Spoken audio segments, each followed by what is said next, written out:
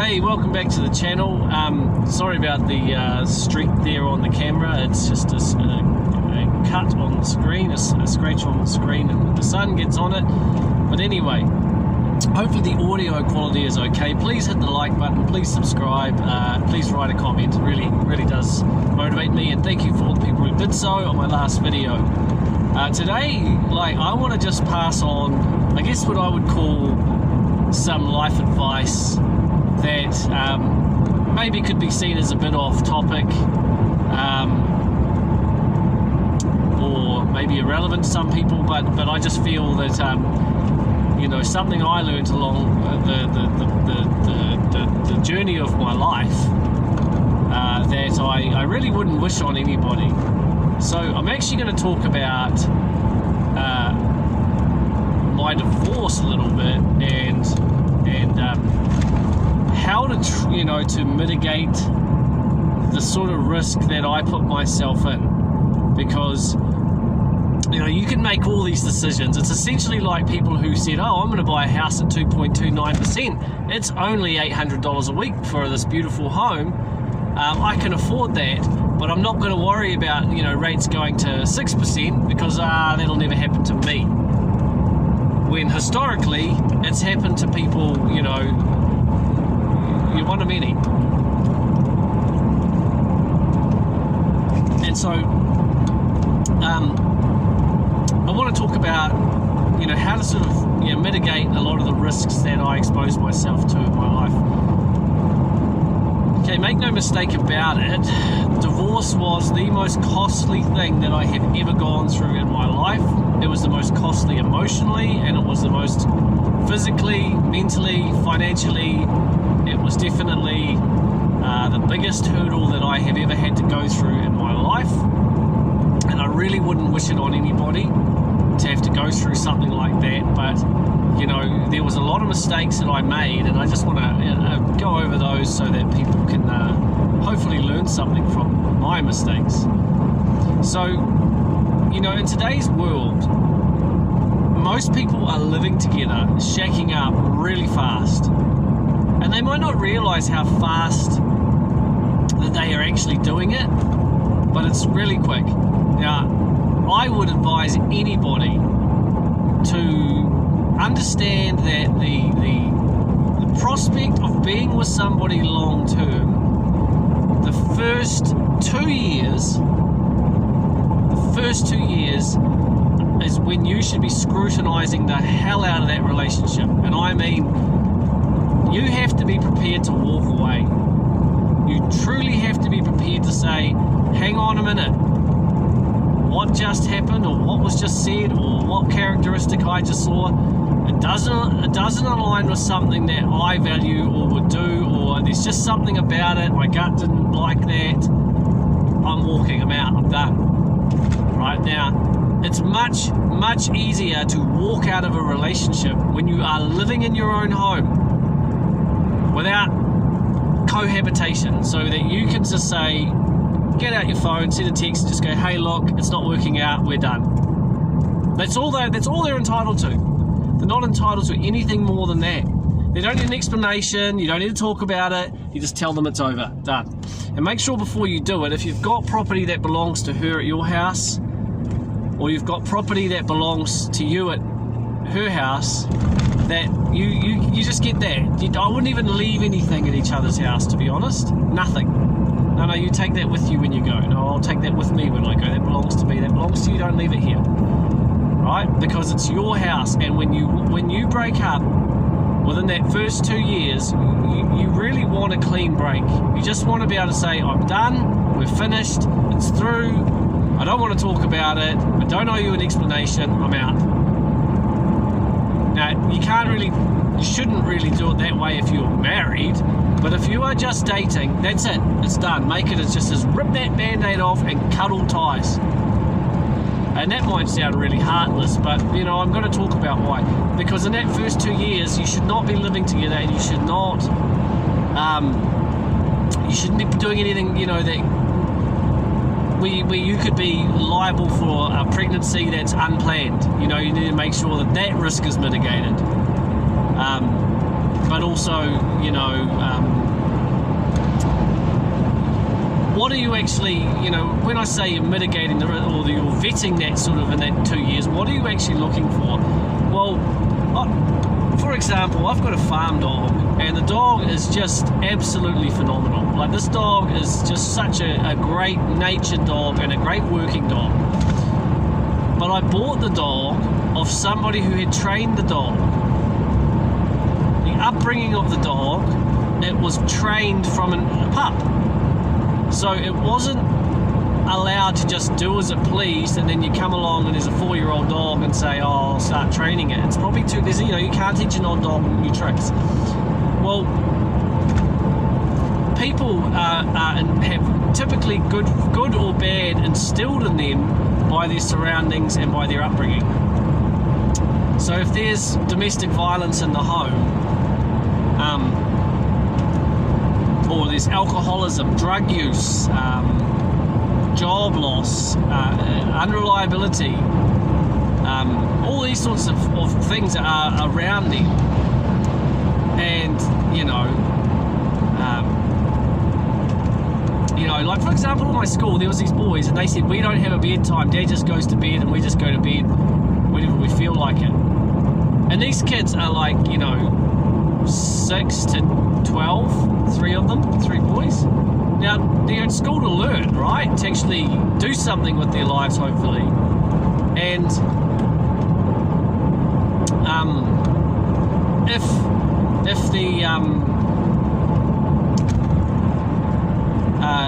they're tired when they're at school, like, the father is definitely like not parenting as a parent should. A parent should say, it's bedtime and you're going. This is when you go to bed. Because, there's structure and routine, like in the army. There's got to be routine for these children. Not, you can have these children up to 1 o'clock in the morning and he's snoring his head off. Like, that's no good. So, parenting, how these kids are parented throughout those early stages and throughout their teenage years, that is crucial to how they will behave in long-term relationships or marriages. And if the parents have got divorced, for example, you can say what you like, but the way I see that is somebody has walked out of that relationship, or 2 people couldn't make it work. Yeah, it can be difficult, but the point is they gave up on it, they separated, and the kid's seen that. So the kid knows, well, if a marriage doesn't work, I can just separate. Whereas someone like me, I've never seen a separation apart from my own. So up till that point, I didn't even know, firsthand what they were like. So if you're with somebody for 6 months and you're already living in that same house, I tell you what's going to happen is that something's going to happen that's not right. Maybe, she says something to you that's quite, it just really makes your gut turn. Maybe you see her do something that, doesn't sit right with you. Or behaviours around alcohol or something like that. It's just little things. You'll just overlook them because it's too hard to deal with the breakup. It's too hard to deal with the breakup, so you just overlook it and then just let it slide, and you'll just end up overlooking 1,001 things. Whereas if you are telling yourself, this is my time to protect myself, so I must any risk that I can see that could walk into my life, I just have to get rid of that person. That's it, we're done, we're over, we're finished. And that you have to be prepared to do that. Okay, so that's a real important thing. But also, what I did, which was incredibly foolish, I moved in and proposed to this girl in the space of 12 months. It's crazy. I literally lived with this person for 6 months and I thought, this is as good as it's going to get. I found the one and we're going to get married. And it was really foolish, but I did not think that if you were a good person, if you treated somebody else, as good as you could, you made sacrifices, you went without for the good of the family and all that sort of stuff. You put a roof over everybody's head. That these terrible things that happen to other people wouldn't just be something you'd have to be concerned about, which is incredibly, and in hindsight it was a bit arrogant and foolish, incredibly naive, but that's just what I thought, if I'm honest. And so,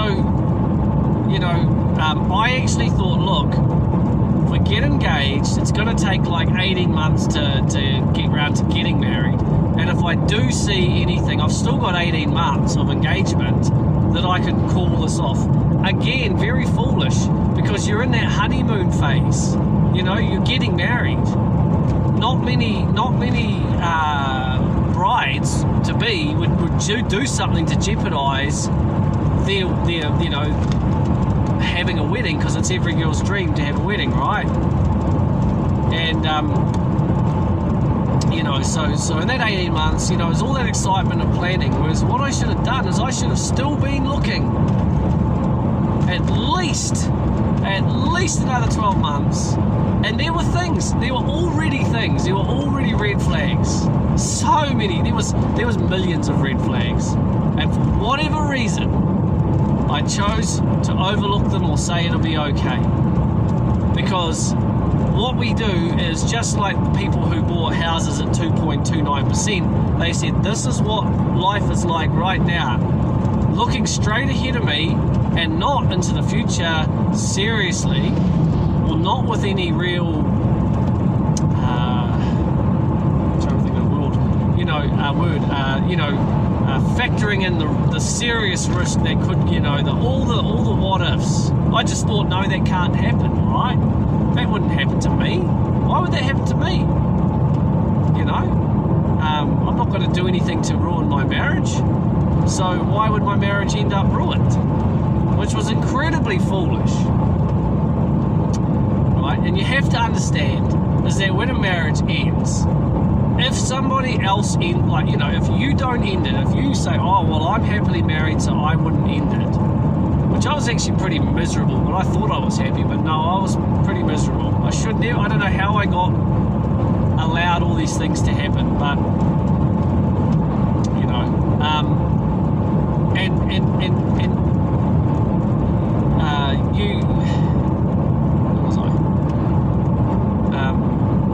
if you think, though, you're happily married, whether true or false. Because, in hindsight, I was very, very lonely in my marriage. I'd never been lonely in my life, really, but I was lonely then, man. It was always the loneliest situation being in a marriage like I was. But I still would have done what it took to make it work out. I would have worked, I wouldn't have just walked out of my marriage. But see, that's what I'm trying to say, is when somebody else decides to walk out on you, you have no say. That's what you need to understand.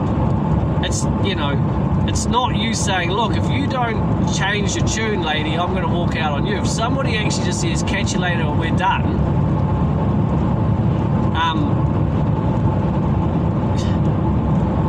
there's nothing you can do about it. What are you going to do? You're going to say, well, we could get counselling. I don't want to do that. It's done. We're done. Well, we could work on it. We could talk about it.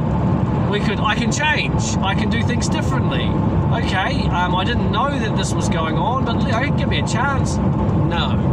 Right? And in hindsight, I said all that stuff because I was not expecting what happened to be happening, but I was being cheated on. For years I was being cheated on. For years. years and years I was being cheated on, but I didn't know that. It was only, in hindsight, I was being cheated on when it happened. In fact, she's still with the affair. They're still together, as far as I know.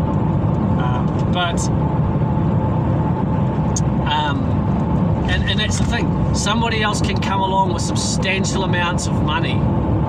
If they've got more money than you, if they've got a better financial offer, there's also that to figure, there's always someone richer than you. There's always somebody else, you know what I mean? And if that person says, I like that now, that's what I want to do, then there's nothing you can do. And you should never say, let's get counselling, I can change, because what have you done wrong? Probably very little that you've actually done wrong, right? There's probably very little that you've done wrong. And that person is probably the one at fault. They're probably the one that's been a ratbag. They're probably the one that's cheating. They're the one that's shafting you. You don't want to go to, as if you go to counselling, what are you going to say? You're going to go into that counselling and say, I'm here to save my marriage. The other person is trying to end the marriage and has already ended it. They're just trying to get rid of you. And they're going to go into that counsellor and they're going to tell them how you said this in 1992 at 2 p.m. and you're like, huh? And you done this, and there's that whole thing, you say, look, your tyre's really worn. Take my card, go get a new tyre, because that tyre there, that could go and leave you stranded. And you honestly need to get a new tyre. This is really important, right? And they don't listen. They ignore you. And 2 weeks later, they get a flat tyre and ring you and say, you need to come and pick me up right now because it's raining and cold and I've got a flat tyre. And you're like, well, I'm at work. You'll just have to wait till I finish work. There's a consequence to every action, right? If they've been told to go and do something for their own safety and they just go, nah, I'm not going to do what he says, and then because they ignored you, when you set it out of concern, and now they're stranded and they want you to drop what you're doing to come get them. No, they can wait 4 hours. They can wait 5 hours. They can wait because there's a consequence. They need to go, well, I should have listened. But they could say to a therapist, for example, I needed his help. I needed him to be there for me. He was always unreliable. He left me stranded on the side of the road. Because I got a flat tyre and he told me it was all my fault. They can say, did you? You're supposed to be there for each other. You're supposed to help each other out. A husband should be there to protect his lady. But they don't hear the full story, And so all you're going to do at counselling is get dragged through the mud and have to grovel so that you can be seen as, the person who's willing to make the change. But they're not going to bring up all the things that they said or did, and you won't be able to remember them all because men forget, and so suddenly it's just a session of you being bullied, basically. And going a bit fast there.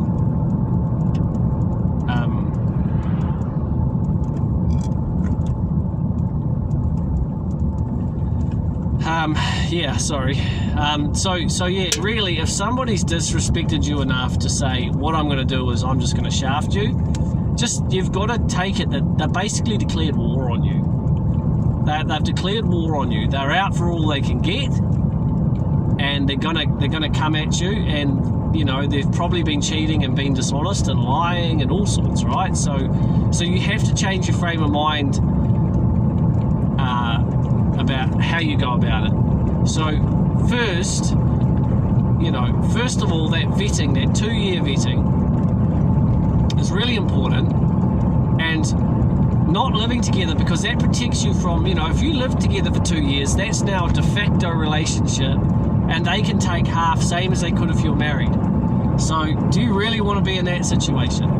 And then from there, you know, I personally, I'm never getting married again. I just stay single, and I'm happy with that, because there's just so much risk out there and so much complication that can, you know, present itself.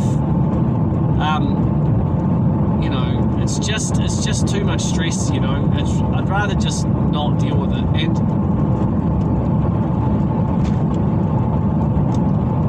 And anyway, but if you have money, it might not seem like that much money to have $30,000 or $20,000 or 5 or 10.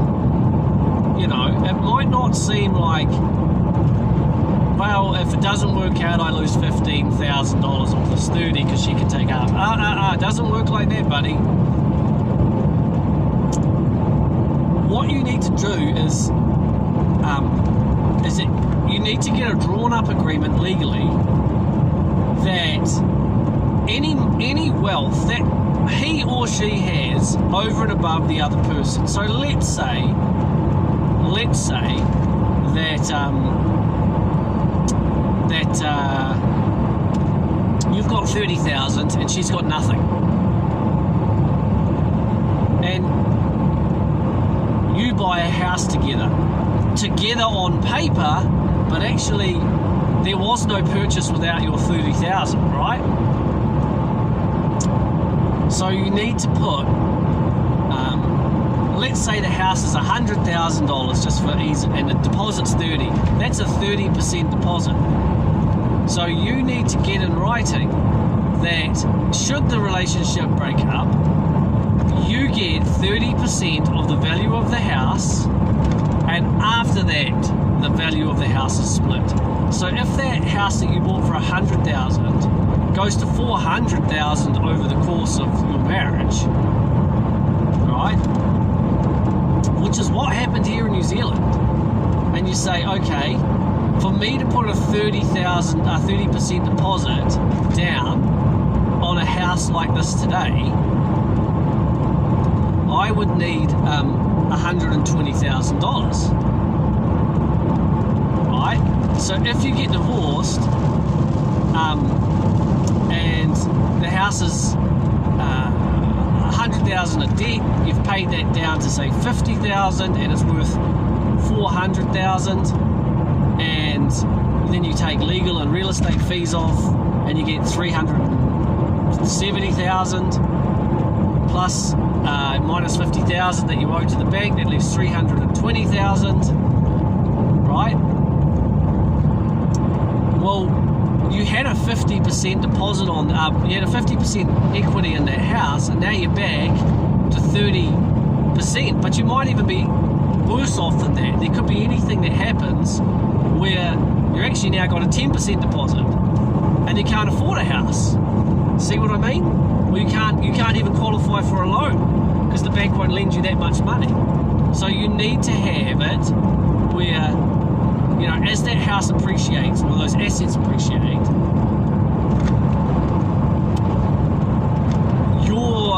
your percentage of ownership goes up with that. And you also want to have your retirements protected. So if you have retirement funds, you don't want to be losing half your retirement fund because a relationship ends. Because, you know, when you're struggling in retirement because of that, don't. You want to have that protected. You do not, under any circumstances, want to enter a relationship with anybody who has debt. And that could be student loan, that could be consumer debt, car loans, anything. If somebody is dead serious about being your partner, if they truly want to be your partner, then you need to be saying to them, well, unless you're going to pay that debt off, but then, even then, because if they got into debt in the first place, what does that say about their spending habits, about their mentality? It's easy come, easy go. So if you're long-term thinking, long-term commitments, long-term investments, and somebody else just sees the here and now, it's never going to work. That's never going to work out.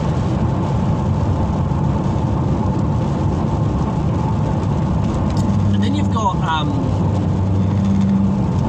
the fact that, like, in my marriage,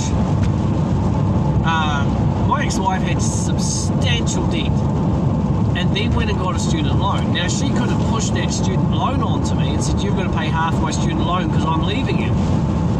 But over the course of the marriage, I paid $8,000 in debt. $8,000 of her debt. I paid that. Plus, no, it was actually more. That was just one of the debts, plus the other debts that I paid off that belonged to her. Thousands of dollars. You know, $15,000, $20,000 probably if you add everything up. You know, when I leave, that's not or when she leaves me, that's not factored in. Well, hey, thanks for paying off my debt, catch you later. They just put you to the sword. They put you to the sword. They just don't care. And they will take, and if you look at like Israel Adesanya, his the MMA fighter, his girlfriend of less than 2 years is trying to take half his assets because she was with him too long. You know, now when he met her, if somebody said be careful because she could come after your money, oh, she ain't like that. She's not like that. Yeah, because you're not looking. You're only looking about what you see right now. You're not looking at what you see that you're stuck dealing with should it turn, against you. So this is some of the things, I married a single mother, and look, I love those kids, and I still love those kids, and I always love those kids. But I don't see those kids. I'm not in their life. They're not at fault. But, it was foolish to have gotten involved. Because, one, there's somebody else's children. The dad's still in their life. Now they've got a stepdad. Now they've got somebody else again in the picture. And then there'll be, that will probably fall over. And then there'll be another one. And God knows what they're going to experience growing up. But, stability is not one of them. And you weren't there to see what the upbringing was like in those early years. She described it to me only as horrible. Everything was horrible about being a mother. The whole experience of having children and being pregnant, the entire thing was horrible. That's how she described it. Now, what sort of bond does she really have with the children if she describes it that way? I can't see it being, a very good one. And so, when she was strong and independent and raising those kids who don't need no man, what was going on that you didn't see? You have no control over that. And if they've walked out on the father of those children, why would they not walk out on you? If they've already walked out on him, why would they not walk out on you? You're next, buddy.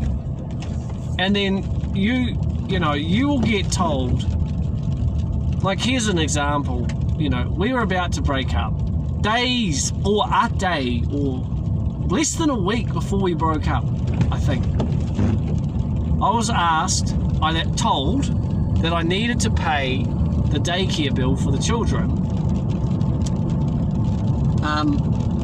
Because it was due, and I paid, I think it was like $400 something, and then a day or two later, she's telling me she's strong and independent, don't need no man, and she can pay her own way, and she dumps me. Now, why didn't she dump me and then pay the bill? Why use the stepfather so atrociously that you're literally going to throw him out the door, and then you send him a bill before he goes? Like, that's just appalling.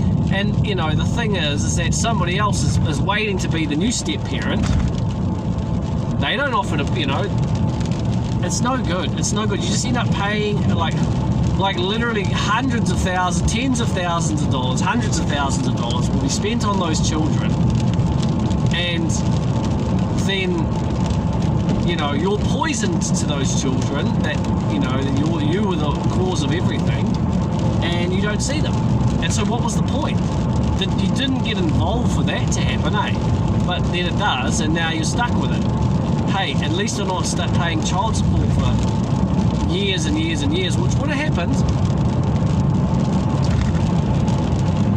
That would have been the case. But because they were stepkids, I didn't have to. And so, I essentially did the father role. I changed the nappies. I made, I made the house renovated, all those sorts of things. For essentially nothing, because the kids think I'm at fault for everything. I'm poison to them. What was the point of that? And I guess the last part of this video, I want to talk about how the mistakes I made exiting that relationship. So, I've got a pretty bad back, and I had a really sore back at work, and I had to go home. So I was at home, and I was playing guitar, and had a meal cooking. Just put a meal on in the crock pot, slow cooker, and playing the guitar. And she comes home and walks in the room.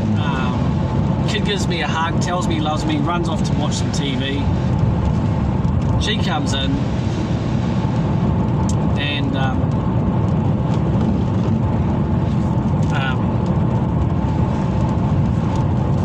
she comes in and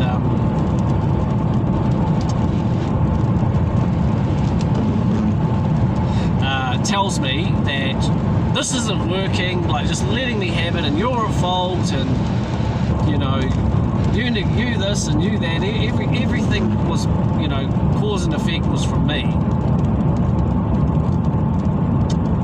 And I was shocked, and of course, what about working on it? What about counselling? What do you mean? We just bought a new home. We just upgraded our house, I've just been renovating for 2 years, working my ass off.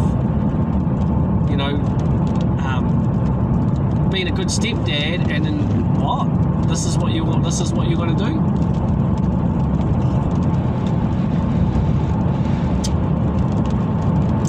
So I was in shock, and you start feeling sick because it's overwhelming.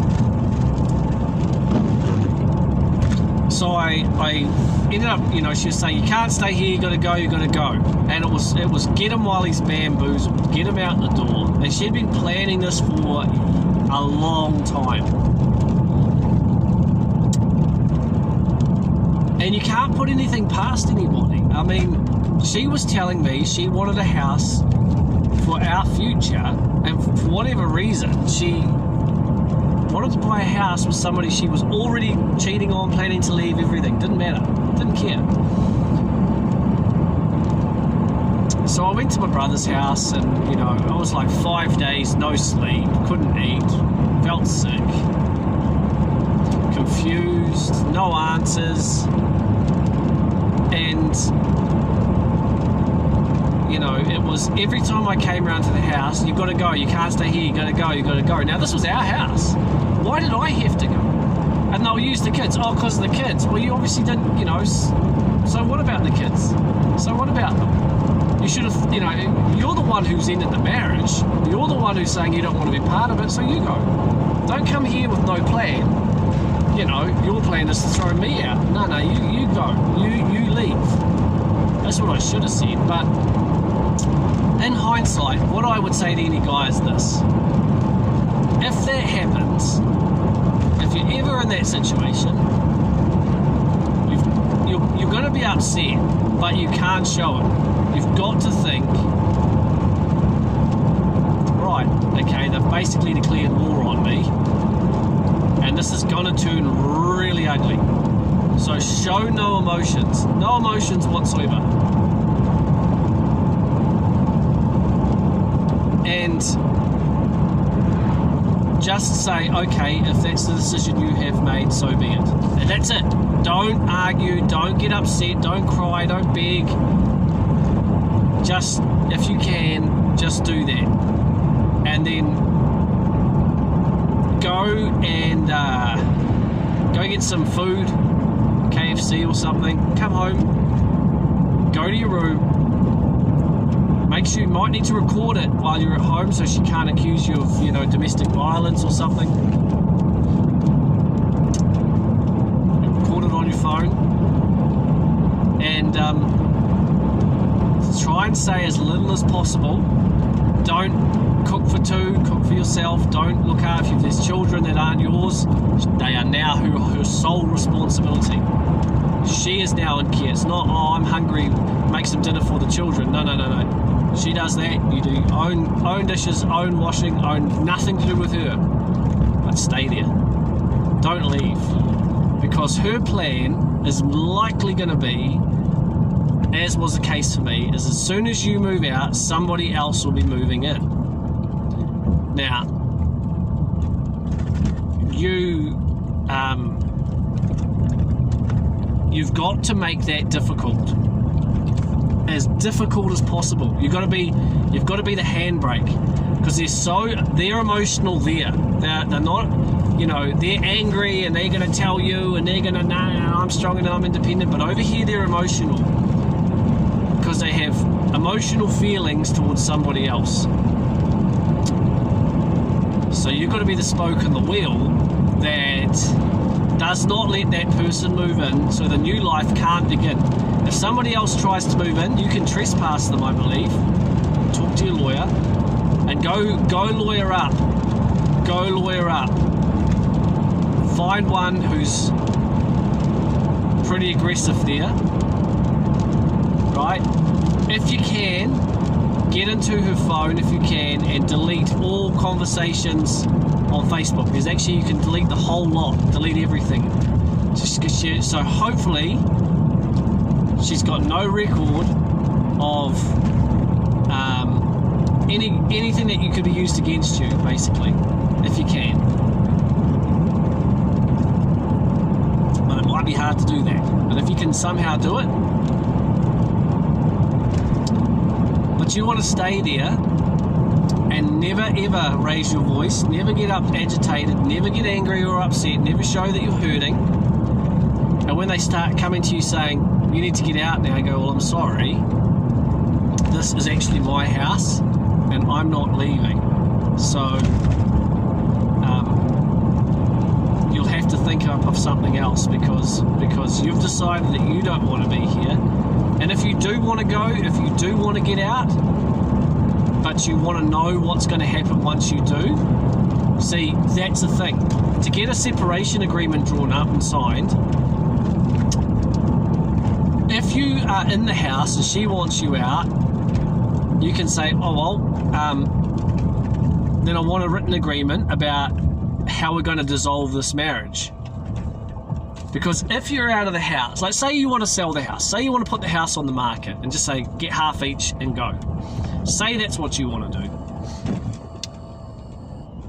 And she goes, yeah, I'm going to do that. And then you leave the situation and you come back and via text or a phone call and you say, hey, can we get on to signing that house and selling it?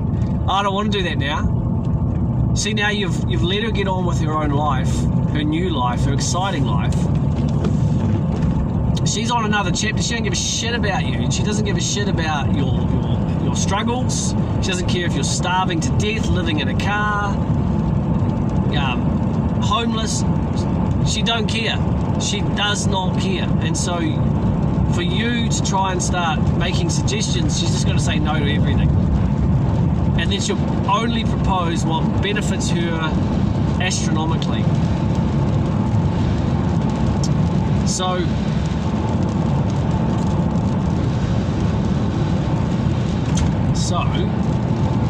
the only way that you can have any leverage is if you won't leave. But be very careful. I would record it non-stop on your audio recorder on your phone. Or buy something that you can record every minute that you are together outside of work. So she can't say he threatened me, he pulled a knife on me. She recorded everything. And don't go don't go until you've got something in writing. But if she's done the dirty on you, if she's the one that's shafting you, she's the enemy. Because she's shafting you, she's going to come at you for everything. And for what? You know, if you've worked hard to put a roof over everybody's head and fed her children and paid her bills and paid her debts and all those sorts of things.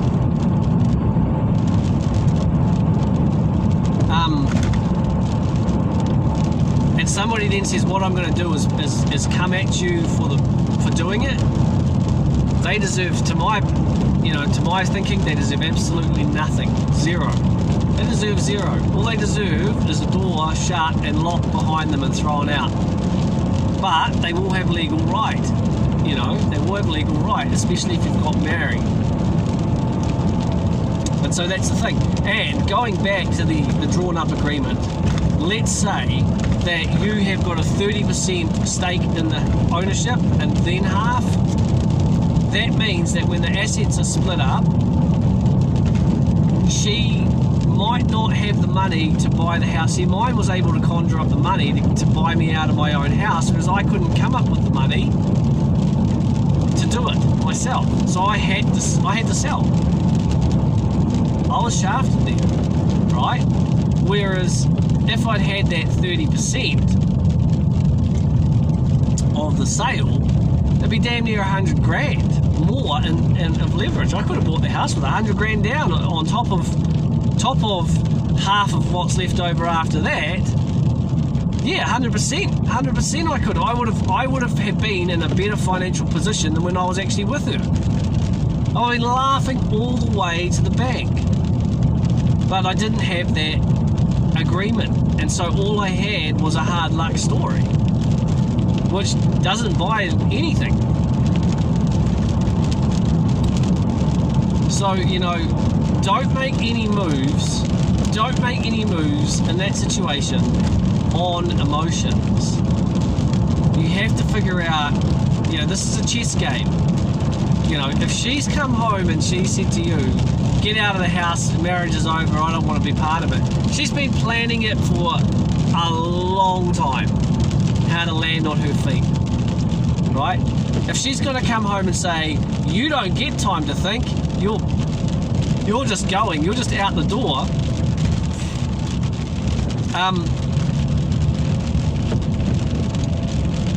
then you can push back and say, no, I haven't even had time to think about this. This is all out of the blue, so I'm not doing anything till I've had time to think. This is a big thing. Ending a marriage is a big thing, so I'm going to think. But yeah, I definitely, you know, if you're in a marriage, let's say you have $100,000 when you get married, she needs to have $100,000 too. Because all that can happen if it's not an equal investment at the start is that you can be put in a position to lose. And it doesn't matter if you think, oh, well, she wouldn't do that. That would never happen. None of that's important. That's the question you need to ask is, have I put her in a position that allows her to do that? Should she choose to do it without my approval? If somebody, you can't control what someone else decides. You can't control what somebody else decides. So you need to ask yourself, if they decide out of the blue against my intuition that they are going to go and do that, what could happen to me as a consequence? Not she would never do that, because she wouldn't do it now, but what about in 2 years, 5 years, 10 years, 15 years? You don't know what she's going to do. You don't know what you're going to do in 15 or 10 years. You don't know if you don't know if you'll still love her. You don't know that. You love her right now enough to go and marry her, But you don't actually know. You think that you will, but you don't know it, because what's gonna transpire over the next 15, 20 years that could change the way that you feel about a person. There's a lot that could happen, right? Anyway, I know this has gone long enough, but I hope that you got something out of it, and until the next one, peace.